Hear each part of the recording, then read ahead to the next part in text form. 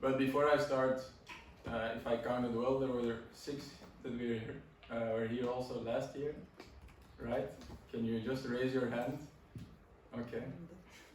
Okay, fine. Okay, that's okay. It will maybe be a bit of repetition or reminder of some of the content, but in any case, you can definitely also contribute. Also, feel free to stand up if you want. Feel free to ask questions. You don't have to raise your hand. Just go for it. It will be an interactive course. I will not talk for 2 hours. You will also talk a bit. Okay, so let's go. Before I dissect or I divide this difficult title into different parts, a very short introduction. Miguel already said a little bit, but that you know who is talking to you and you're talking to for the coming 2 hours. So I work at the University of Brussels. I've also had my own education there at the university. I'm not a sports psychologist, I'm a sports scientist. And I have then, after that, worked in a research group, sports psychology. So I'm not a doctor in psychology, but doctor in sport and movement sciences. My research focused mainly, that we've been doing since 2013, on the dual career, and not only the combination of elite sport and education, but also the combination with work, so with flexible jobs, or the transition of athletes to the labor market once they end their athletic careers.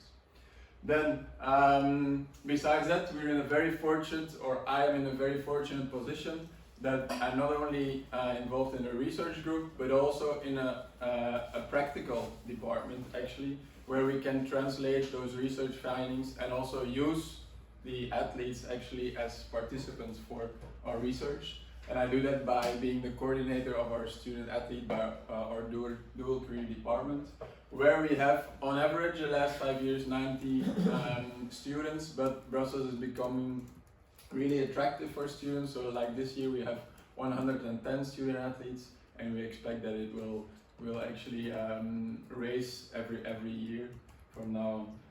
I have an athletic background also myself. I've been a student athlete at the University of Brussels, primarily in indoor volleyball, and then I switched to beach volleyball when I started the PhD.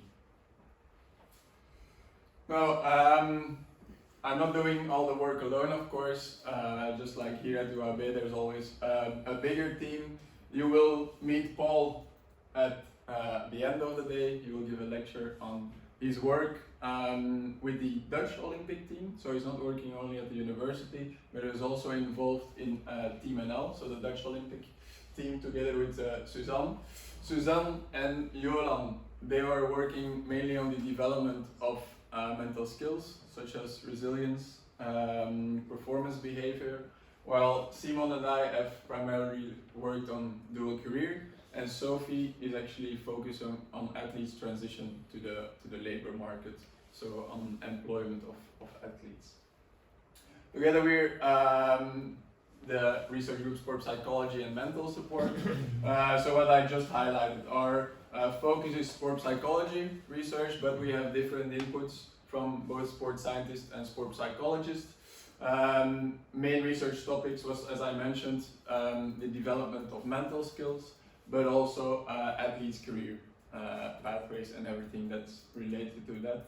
We also had other lines of research, which was athletes' doping behavior, also from a holistic point of view, where in their career or how in their career it happens that they move to doping or deter from doping. And now some current and future line of research will be athletes' mental health, and we will also develop a proposal that we will submit now to the European Commission this April on student athletes' mental health and everything related to that. So that was what I mentioned before. We have the research group, but we also have the practical department, which is the dual career department, where we actually guide the student athletes, which is Simon, Paul, and myself. With me being the coordinator, Simon being the sport psychologist on the team, doing individual and team counseling with the athletes. Now, first question. for you. What do these athletes have in common, do you think? It's not a difficult question. Sport. Sport, and a bit more in detail maybe? Probably resilience, maybe? Yes, probably they are very resilient. It's all true, but that's not what I'm looking for. Performance. Performance? For performance. Yeah, and more specifically, they all have something besides their athletic performance. Your career? Yes, a dual career. Yes.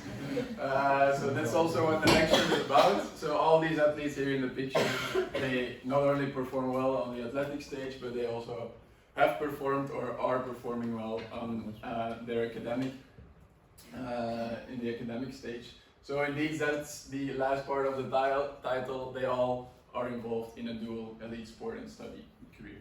Now, next part, or previous part of the title, transition. I guess you had some lectures on what transitions are. Can someone not give me the definition or give me some words on what the transition is?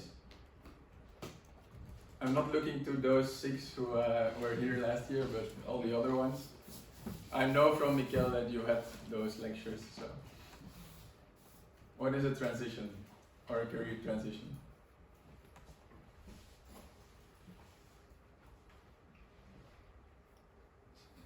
Please feel free to speak. We cannot make any mistakes. No?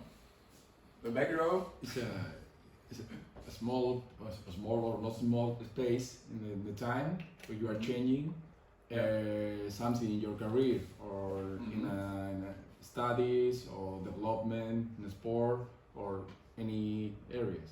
Yes, correct. Someone else has something to add on this? No? Others? No? Okay.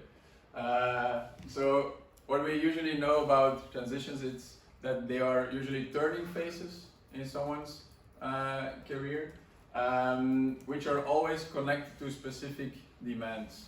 Can you name a specific transition, for example?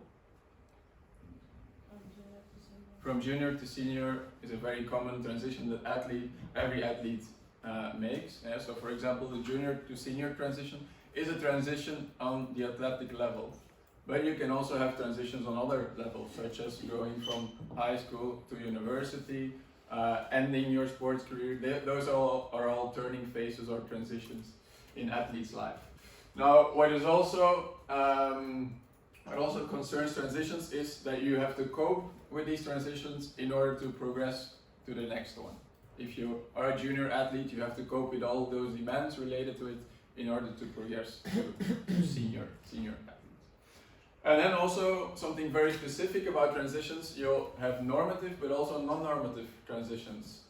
Anyone has an idea what normative is and what non-normative is?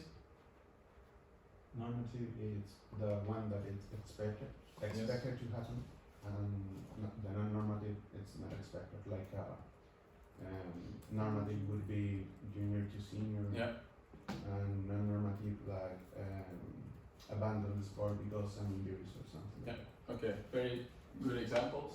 Other examples of non-normative. What can happen in an athletic career? Injuries. Yes. Other things that you can think of that are non-expected or less expected? Contracts in another country. Yes, for example, cultural transition. But also deselection from a national team is one major non-normative event. Okay, so that's the basis about transitions. So if we look at this, you've seen the holistic model, I guess, in previous courses. Yes? Okay, cool. So if we look at it on a holistic model, a dual transition would be here, going from the development stage to the mastery stage, or going from secondary education to higher education, or if they choose for not being involved in a dual career, can be as a professional athlete or an athlete having employment at the same time. Now, if we look at this part of the title, a holistic approach, if you look at this, is this for you a holistic approach? This combination of athletic and academic development of an athlete? No, No? Why not? because there are a lot of things that happens in our life that are not academic Okay. only, Such as? such as life itself, family, Yes. another kind of work, Yeah. and social studies. Okay, perfect. So holistic was also mentioned in the introduction, but also here, this is rather a holistic approach. You've all seen the holistic model. Do I have to explain this, or will some of you explain it? No? Someone wants to give it a try? Jesus? Me. Yes? No? Explain the model. Yes, explain the model. Explain the model. Yes. Me. But very briefly. Very All briefly. right. I'm surprised. Now, 5 different areas, Yes. or that they are combined at the same time in any people.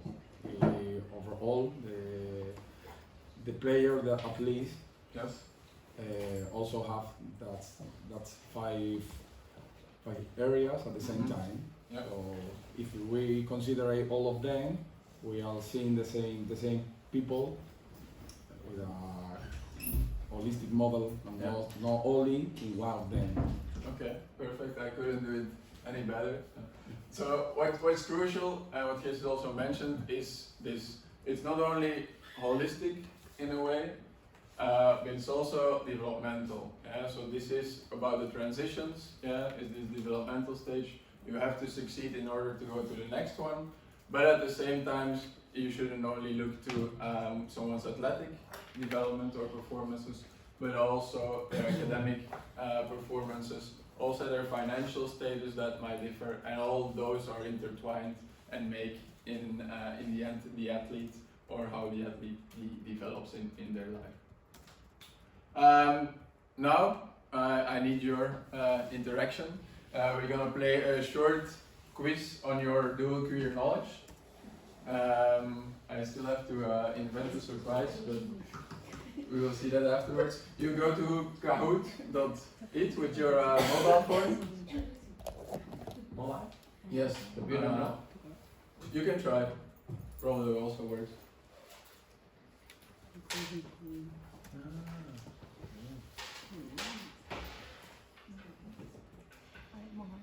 Yeah.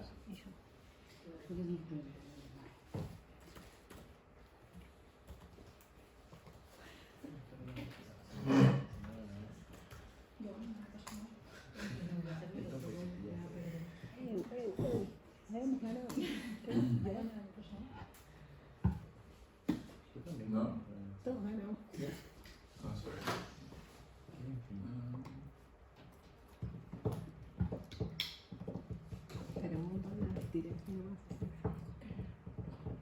Just a second. I need to get on the screen.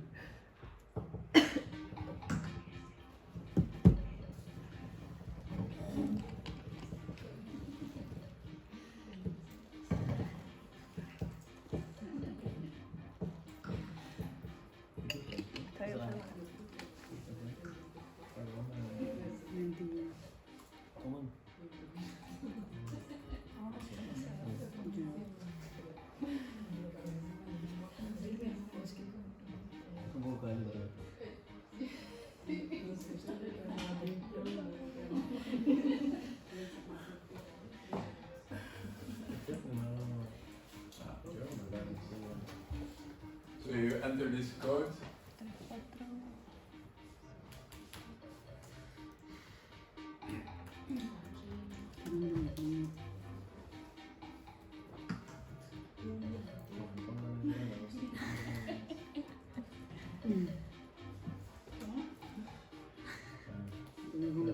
No.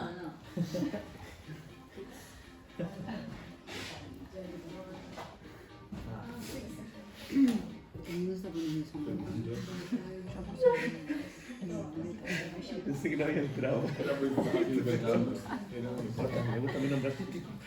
5 more? Si pones tu nombre tenemos que ganar. Yo me llamo igual. ¿Qué era? Pues tú. Who's missing? Fernando ahí. 3, 4, 5, 6. 007 me queda chico. Un preso. Who's not there yet? We're missing two. We're missing two. No? I don't want to pay. Okay, okay. You're the expert. Okay. Everyone ready? So, you have or 20 or 30 seconds for the question. you will see, with the easy questions it's 20, the other ones it's 30. Let's go.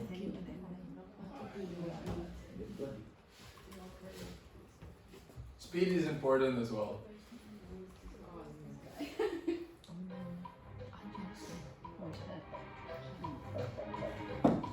Yo sí, Celeste.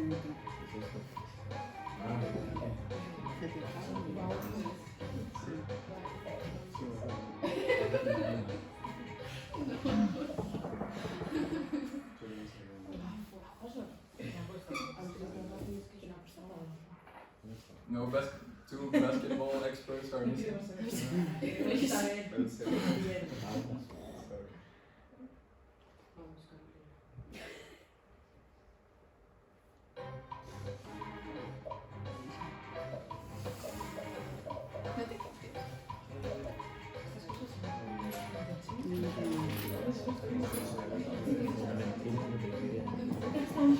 La jugada.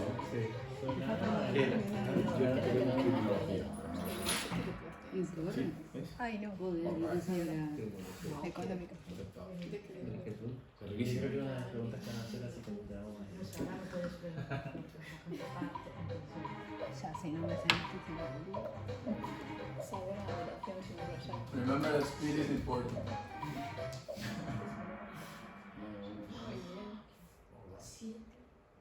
Y esta también me la sé. Jurado primero. Esta. Chan, chan, chan, chan.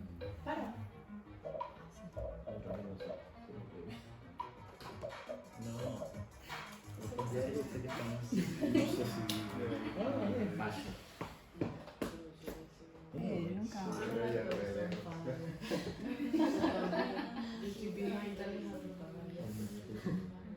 O This esta. is based on research. Wow. Ya.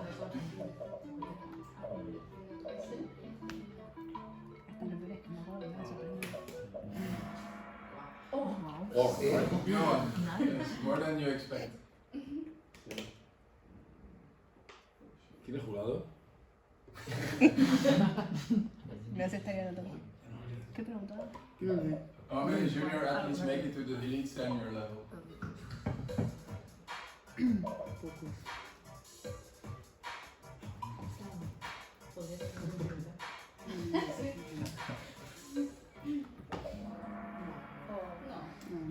One third. Joder. Y se supone que ya no jugamos.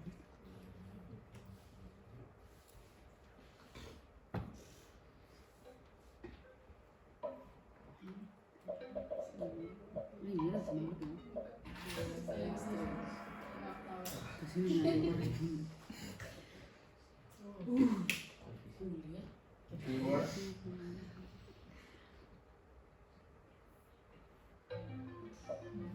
Ay, no, mierda.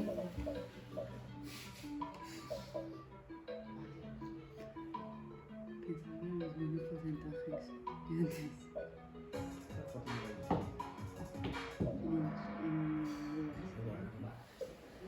Estoy mal. Guarda que tengo ahora.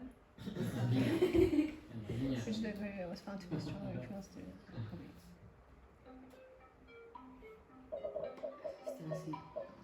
Está así. I'm curious. Si fuiste a la defensa, vos también. No. One more.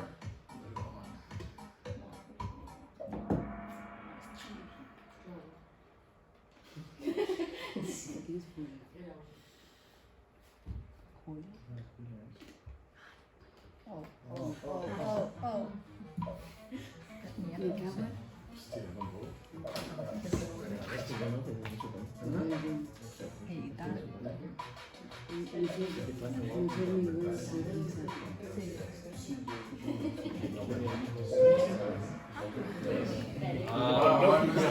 One mistake.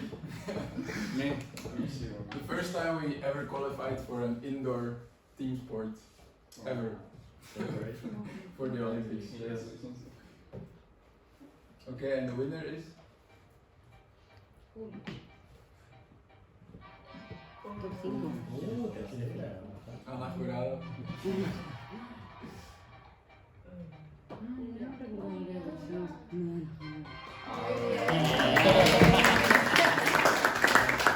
Miguel will give you a present. Un día es de Miguel.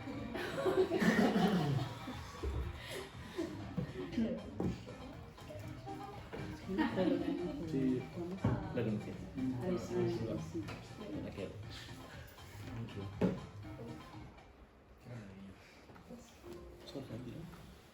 Okay, so maybe some surprising things, especially with this question. I think almost everyone was mistaken. So how many athletes made a transition actually from secondary to higher education?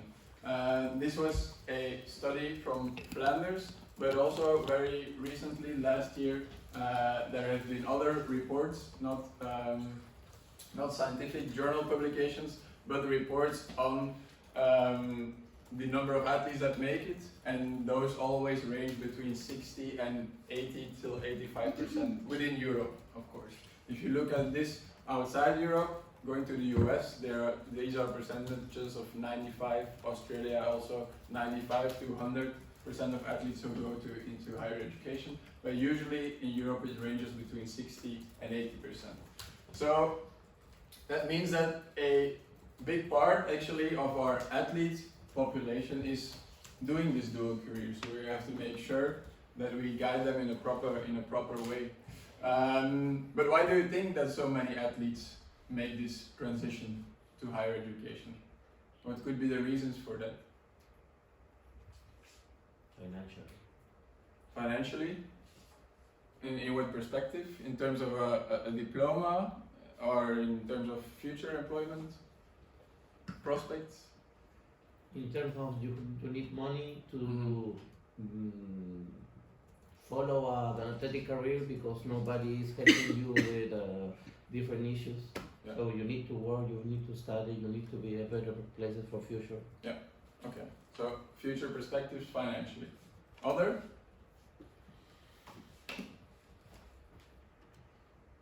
No? If you are an athlete, is this, or if you were a student, was this your only reason for going into higher education?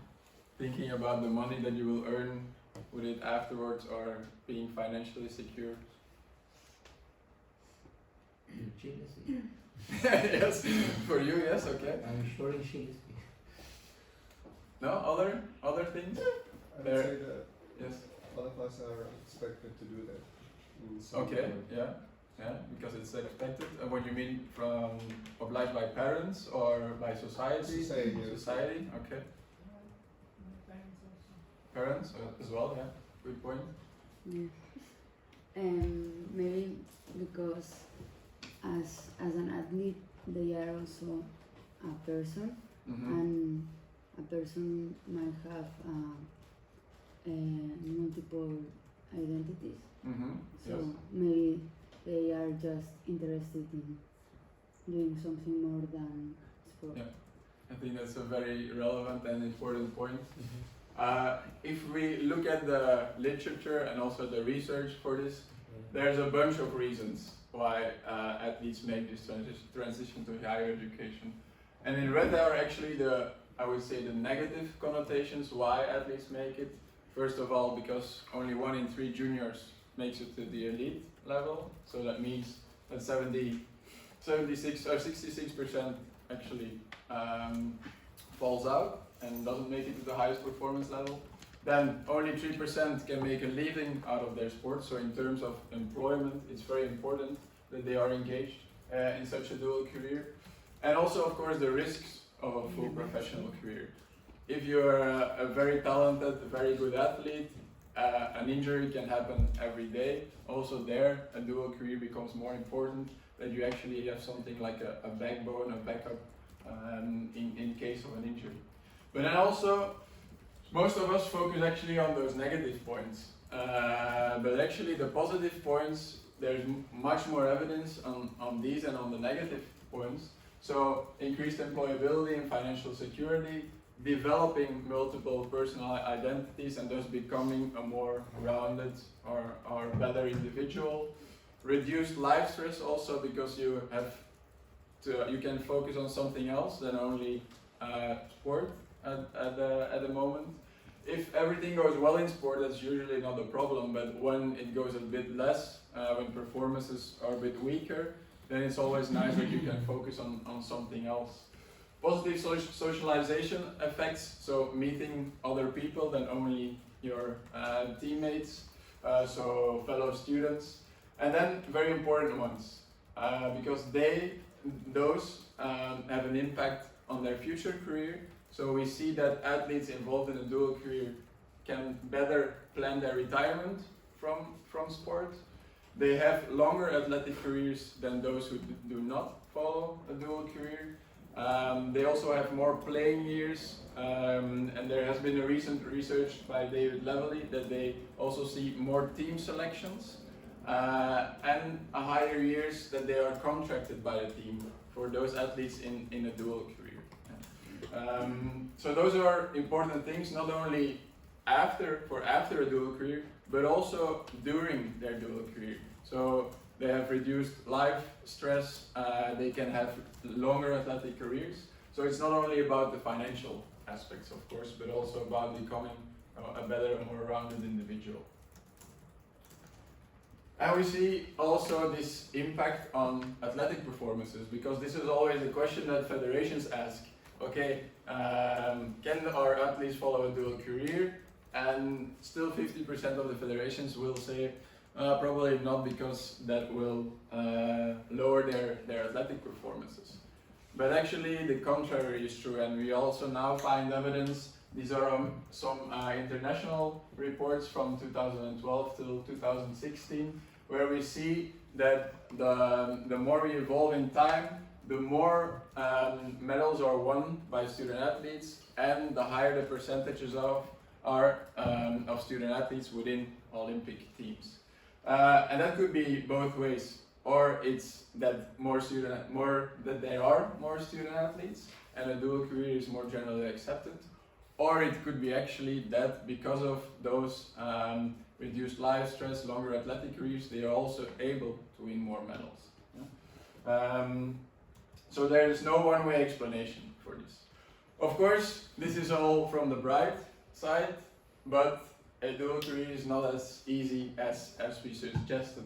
And usually the picture above, that's a student athlete's plan when he starts the combination, or when he ends secondary, or he or she ends secondary education. And the one below is usually the reality. And sometimes we also see that they are stuck here and they never get out, or they quit their dual career. That's also reality. But we see with around 30%, and this depends very much on the context or the culture, but between 30 and 50% in some other countries, that eventually makes this or finishes their dual career. And in order to cope with those transitions, have you seen this model in previous courses? Is that a yes or a yes? Okay. Oh, no? No? Okay.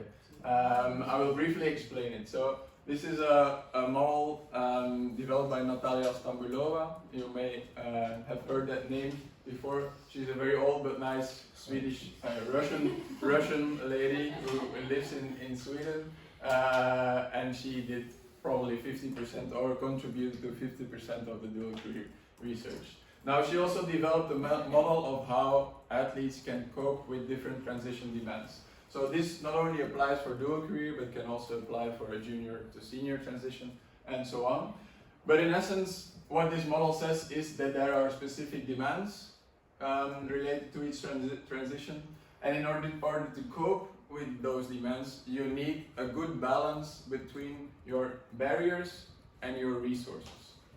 Barriers could be a shortage or a lack of key competencies, for example, or that there is no dual career structure in place to make the combination.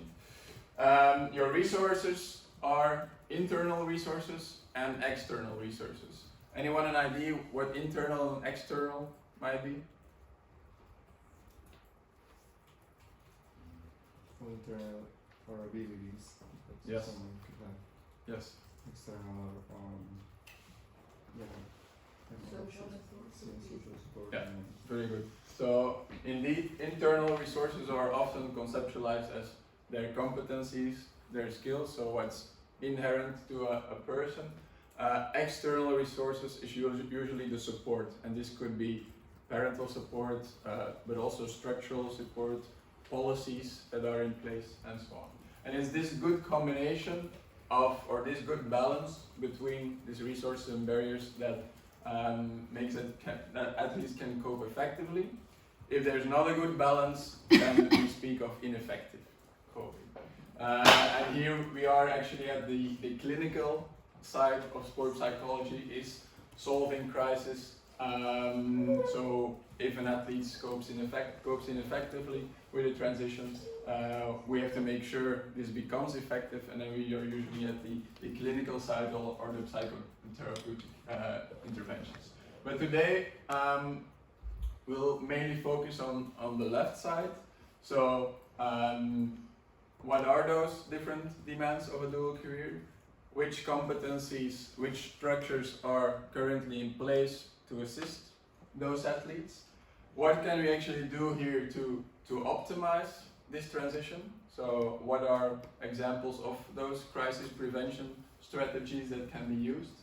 And then we will also look at how do we know whether a transition is effective? And I will suggest some measures that organizations, but also individuals, can use actually to measure whether they are effective or not.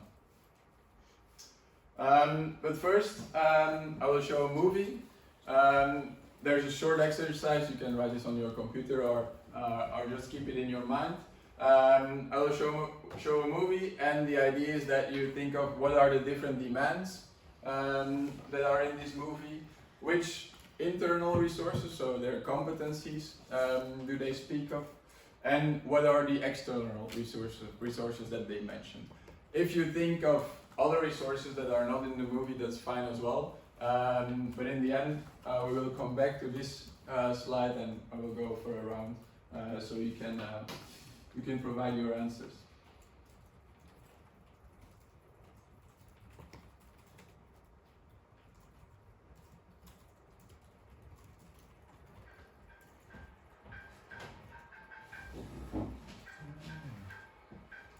Can everyone see this? Or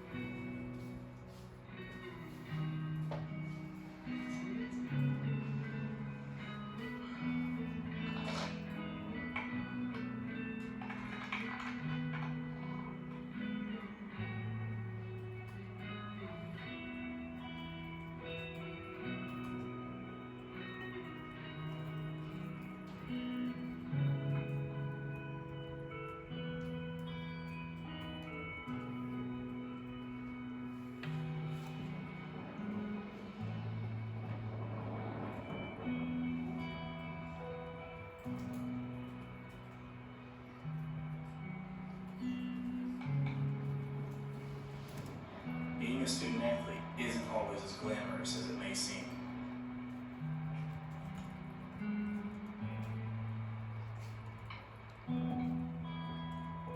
You don't get any special treatment. Your mornings are early and your days are long.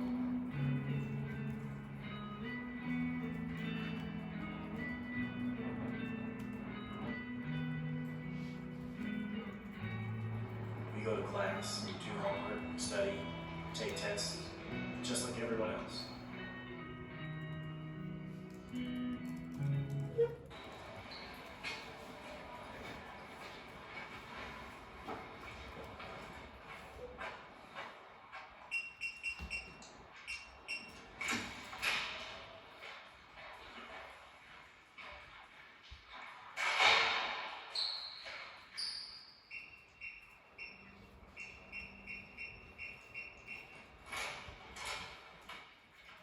So Jake, How's it going, man? do you ever go home?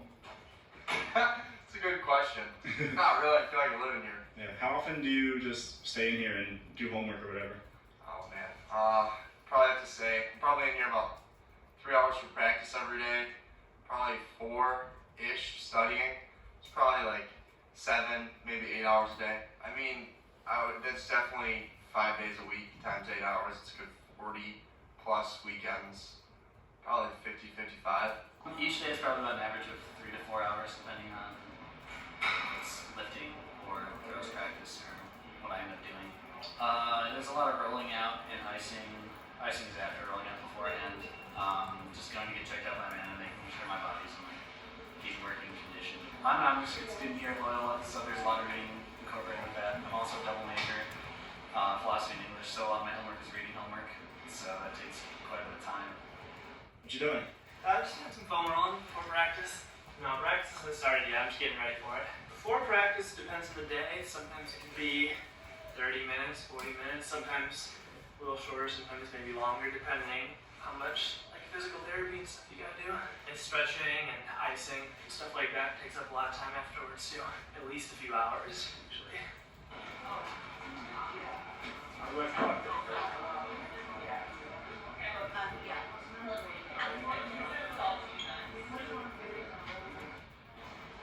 After nearly an hour of prep work, including stretching, heating, foam rolling, and individual rehab, it's finally time to warm up. Due to a lack of facilities, the track team is limited to warming up in Norville's hallways. Seeing as this hallway is shared with the entire student body, there's sometimes a battle for the space. For some of the team, additional time is required for setup and cleanup before and after practice.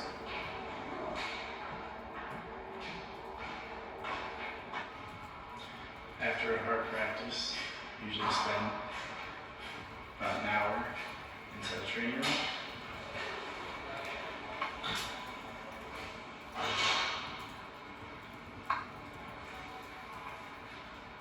That's where we live.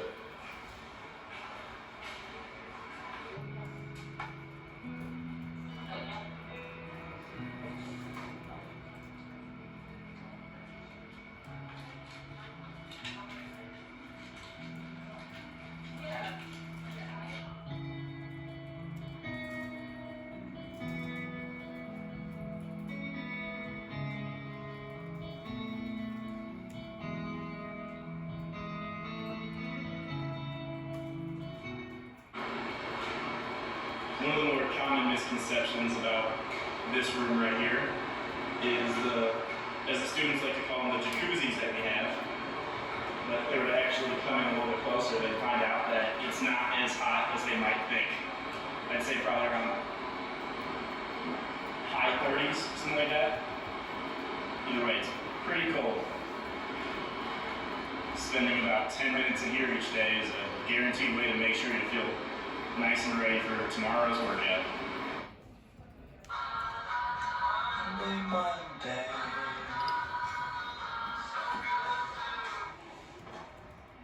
Hello? Dude, you know I can't be going to Five Guys. I get a bucket full of sunshine. Hello? Chick-fil-A? Man, I had a hard workout today, so I should probably eat something a little bit healthier. I knew you were trouble when you walked in. Hello? Dollar beers and McFadden's. Oh, man, I'm in season. I can't go out. Making my way downtown, walking fast.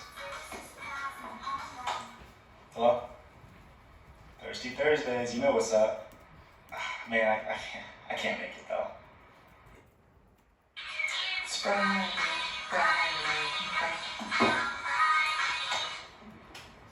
You made me turn Friday off. What's up? Are you going out?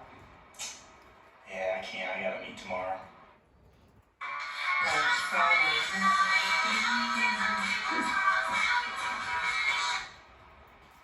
Hey, what's up?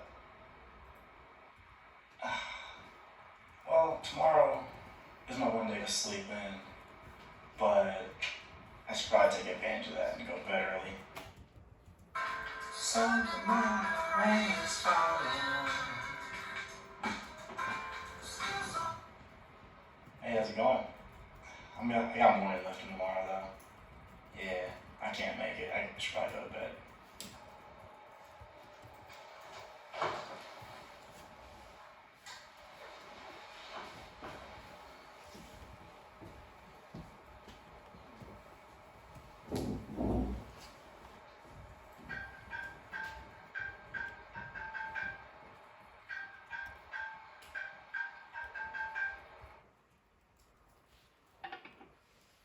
Okay, it's not always as tragic as he pretends, but it gives you an idea of what the combination can be about. First thing I wanted to say is this is of course the American context, which is slightly a bit different of European context, but we will get with that in a minute. What are the specific differences between those contexts and which demands that are connected to? First of all, starting with the demands, which are, according to you, what you saw in the movie or what you can think of, specific demands that are related to such a combination.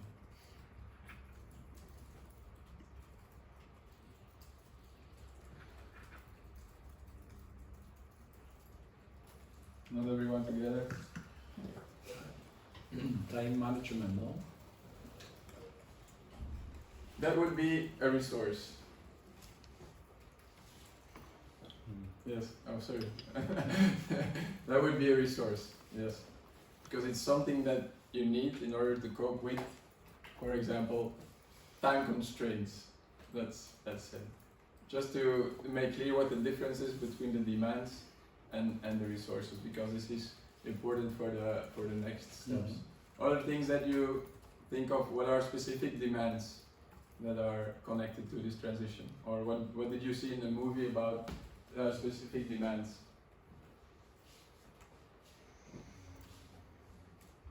The back row can also answer, of course, no problem, yes. And a lot of training, well, hours of training. Yes. And every day. Yes, okay. Other things on the athletic level, besides increased requirements for competition or training that you can think of, or that you saw, or on other levels, on the, for example, on the social level, on the academic level, what are specific demands? I think that student athletes have the same demands that students, but Mhm. also plus their sport activity. Yeah. And they should keep also take care about themselves, like sleep Mhm. well, eat well. Yeah. So sometimes they have to stay at home or go out with friends. So Yeah. And additional time for cleaning after the training or before the Yeah. training. It was Yeah. research. Yeah. It never ends with the training. So it's always a training, but it's also the preparation, could be physical or mental preparation. And it's always also afterwards, taking care of your recovery, which could be half an hour, could be 1 hour, depending on the day. And nice remark, also indeed they have the same time, 24 hours in a day, but where regular students can spread this over the day to work, to do homework, athletes always have to fit in or squeeze in those moments, so they usually have a tighter schedule. Other things, maybe on the social side, were there specific challenges or demands? Or can you think of other challenges? Maybe they were not here in the movie, but other social challenges.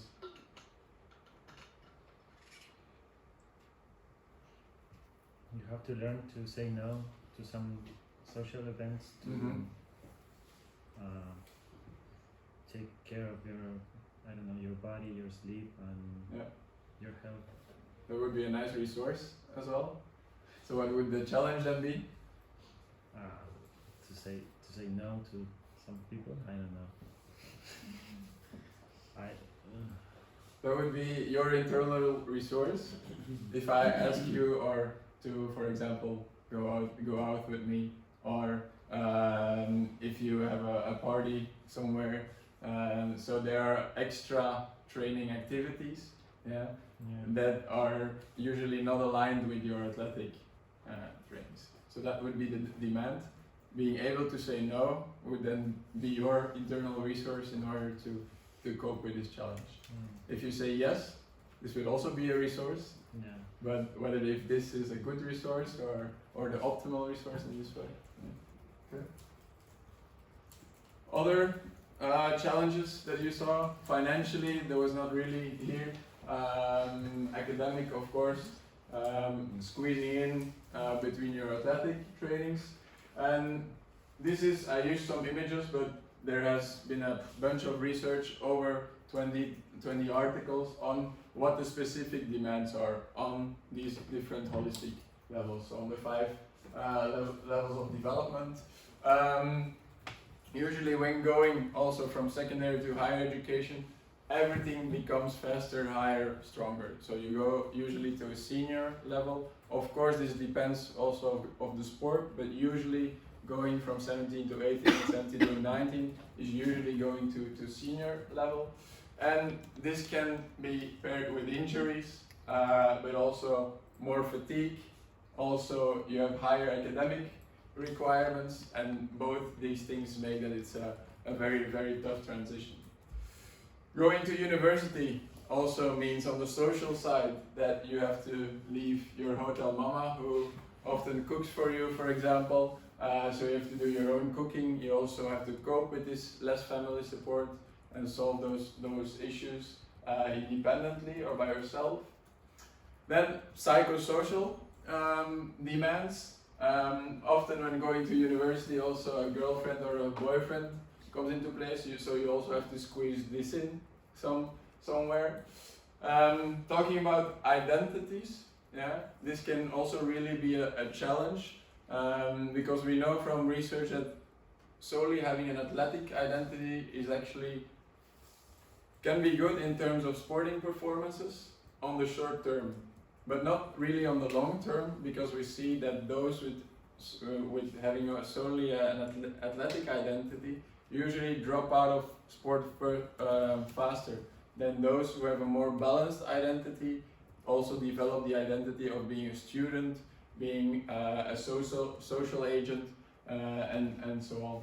So that's a very important one, and it's usually a challenge, especially for first year student athletes.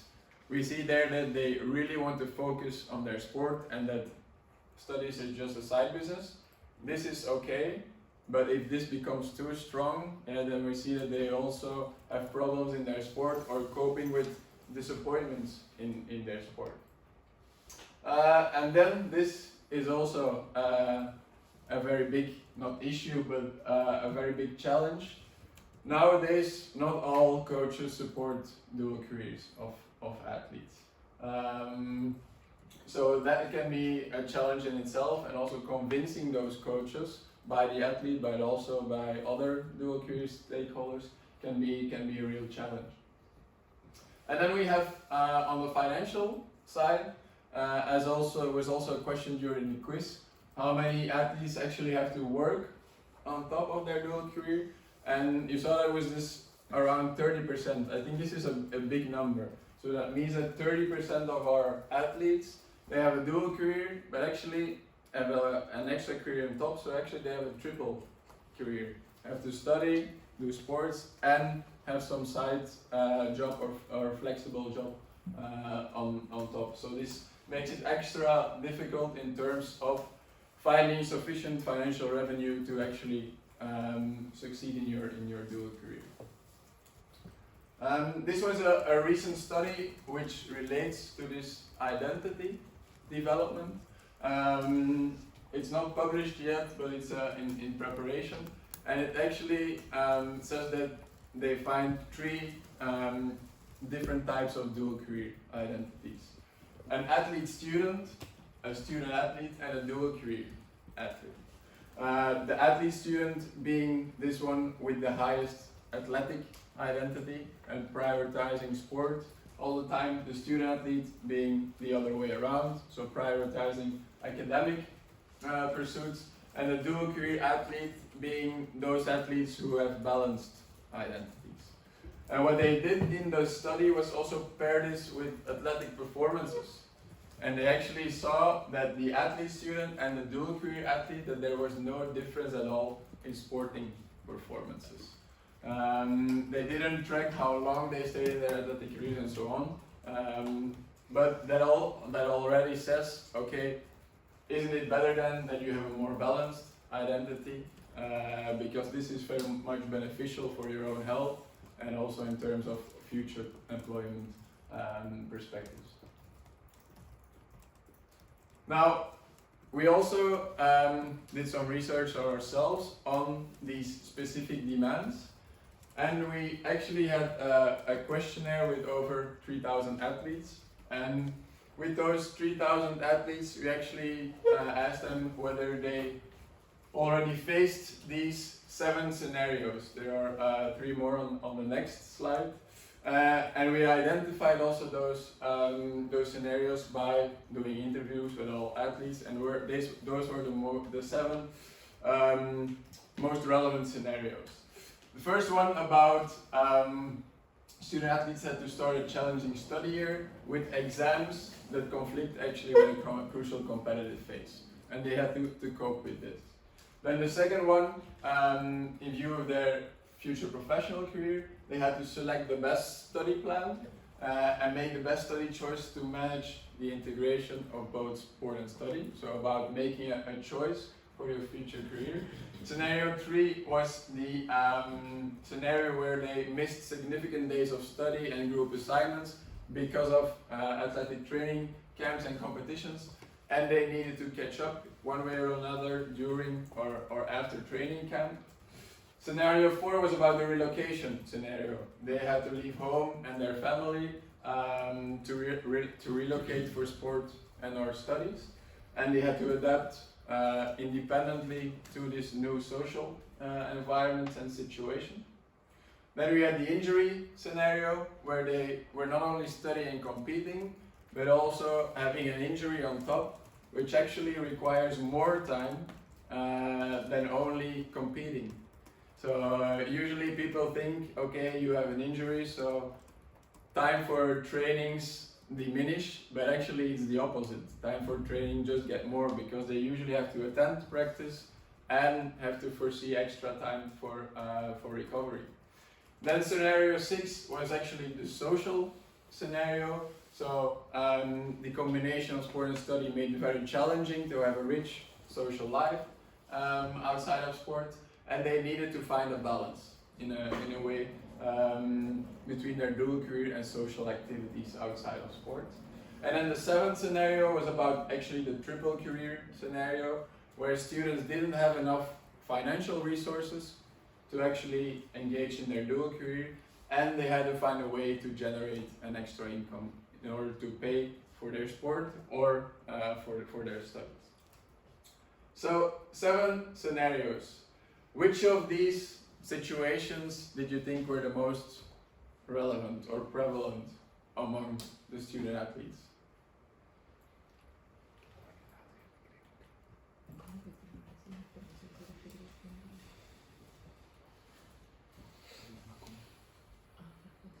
You cannot make a mistake.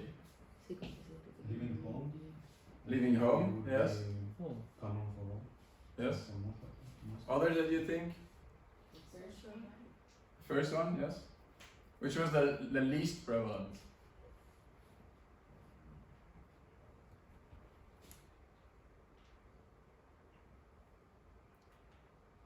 Any idea? The future. Sorry? The future. The second one? Okay. These were the results.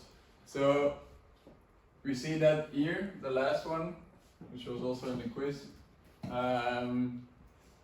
is the least prevalent one, but still I think that 30% is a very high number. So 30% of athletes having this triple career in order to succeed in their dual career, that's still it's a big issue actually, especially in terms of time management and having enough time to contribute to sports studies and recovery. And then we actually see that almost all scenarios were very, very relevant. So this means that 79% for the first scenario, 79% of those 3,350 athletes experienced this scenario. And what we also looked at is how many scenarios they experienced. And we saw that 85% of those over 3,000 athletes experienced at least 4 scenarios. So that also adds something to this holistic approach. So it's not only about experiencing one scenario at a time, but it's 4 of those scenarios that they experience at the same time, which they have to cope with. Next, going to the resources. I already heard time management. There's something to write.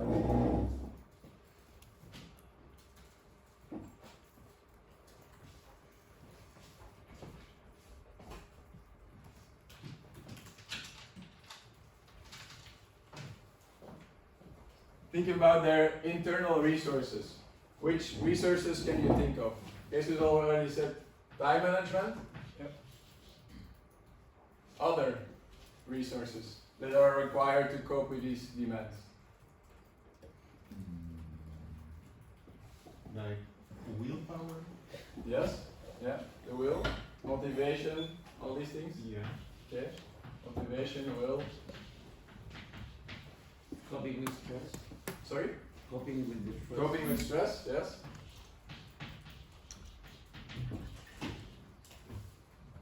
Others?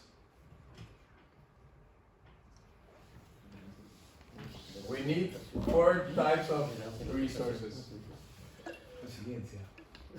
Resilience, yes, okay. Sorry? Mental toughness.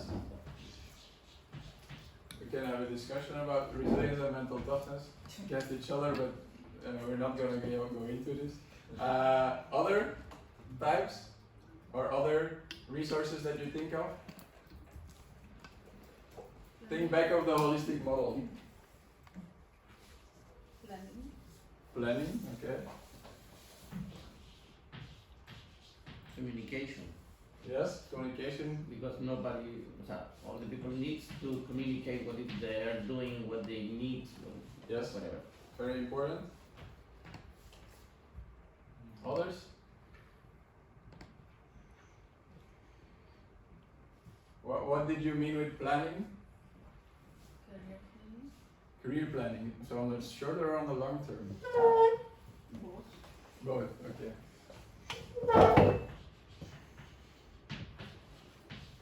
Okay, others? Where you think of? And also like training and evening routines.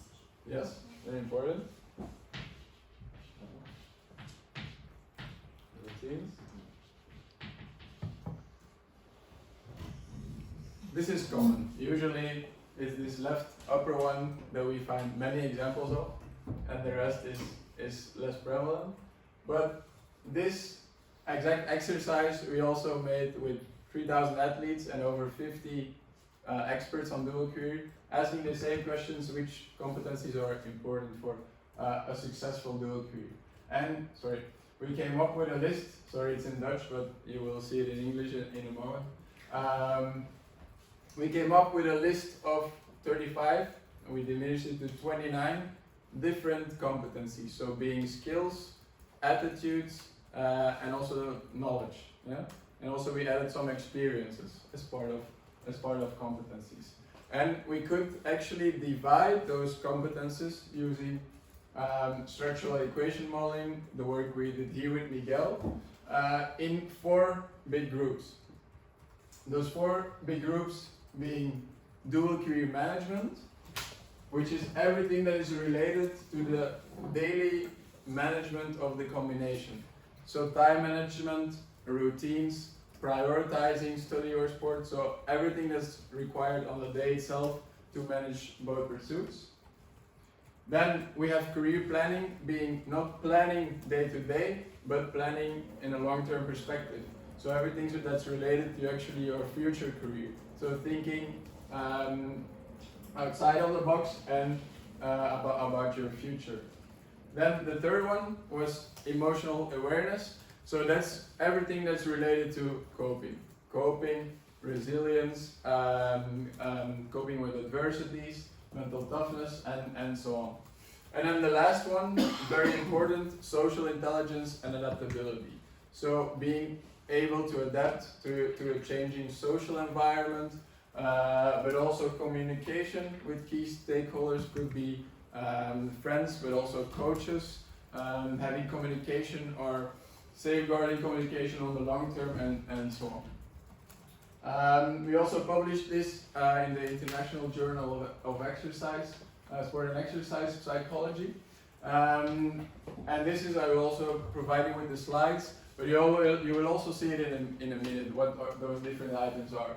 But so dual career management, everything that's related to the daily combination, time management, the willingness to make sacrifices, prioritizing, and so on. Creating routines. Then career planning, everything related to the long term, being prepared for the unexpected, having a backup plan, exploring career plans outside of sport, being flexible and changing plans if necessary, having knowledge about your career options and what you can do. Then emotional awareness, everything related to coping, not only with the daily stress, but also adversities in your combination.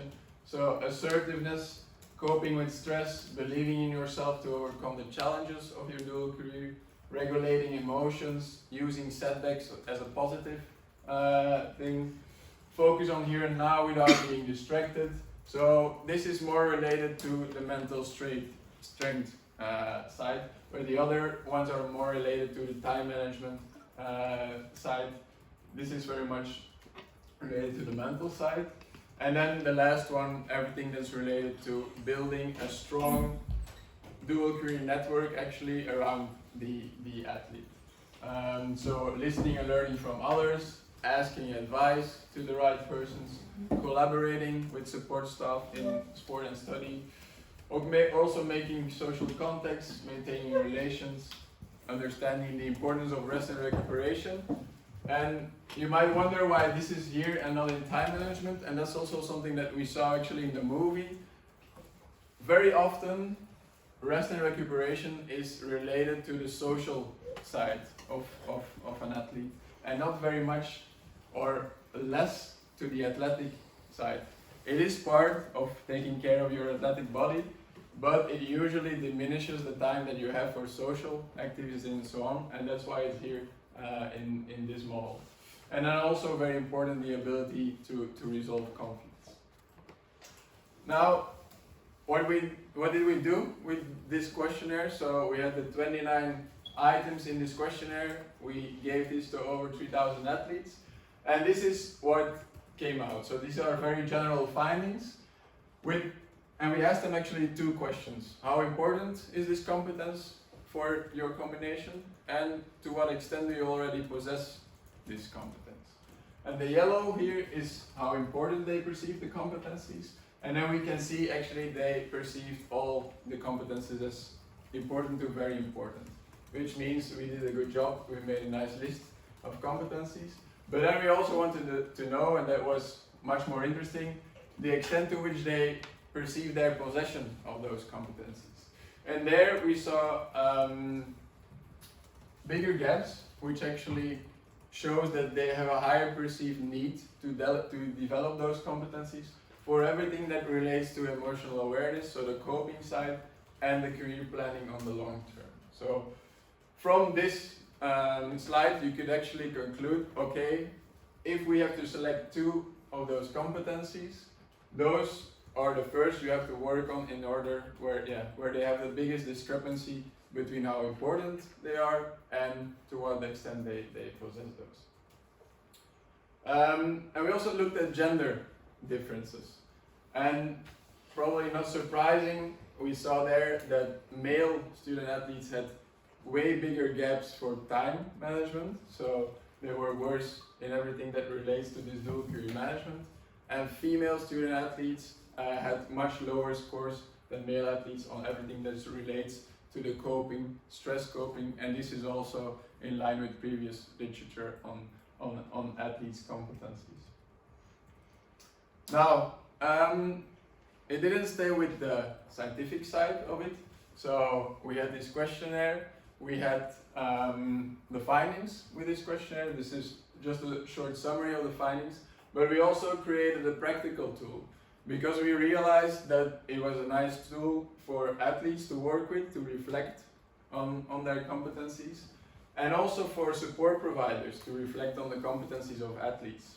So I don't know whether you received an email from Miguel to already make an account. Yes or no? Yes? Okay. So maybe first a break, 5 minutes? Yeah? Okay, break 5 minutes. And then we will work with the online tool.